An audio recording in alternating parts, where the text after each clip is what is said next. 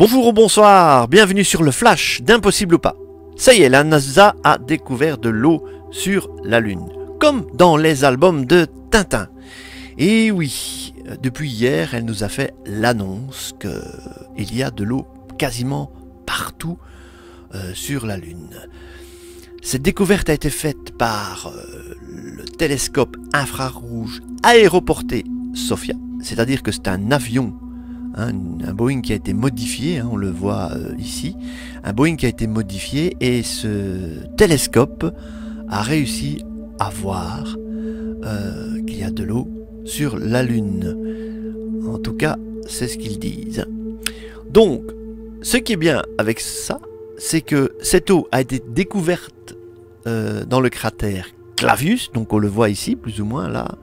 Donc je crois qu'on peut voir la vidéo un peu plus loin que je vais remettre ici. Donc je remets la vidéo.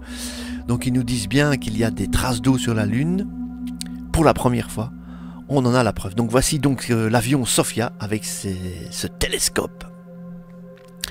Et donc dans le cratère Clavius, ils ont découvert des particules d'eau, en fait de l'eau en fait. Voilà, donc on pourra peut-être voir à la prochaine observation de la Lune ce cratère. Mais on ne pourra pas voir l'eau, ça c'est sûr. Et il nous dirait donc, comme on voit ici, que ça viendrait de micrométéorites, d'éjectats de comètes. Donc que cette eau stagnerait sur la Lune. Donc c'est vraiment très très intéressant. Et ils nous disent aussi que plus tard, pour le projet Artemis, donc qu'on pourra utiliser cette eau pour les prochaines missions lunaires. Alors je vous invite à aller lire l'article donc de Futura Science. On est sûr maintenant qu'il y a de l'eau sur la Lune, mais pas de l'eau comme nos rivières naturellement, mais qu'on pourra récupérer donc cette eau pour les futures missions. Vraiment, ça devient intéressant, l'eau est de plus en plus présente dans l'univers. Alors, est-ce impossible ou pas?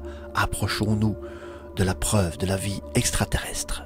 Merci d'avoir regardé ce flash, mettez des pouces bleus, abonnez-vous à la chaîne et à la prochaine. Au revoir!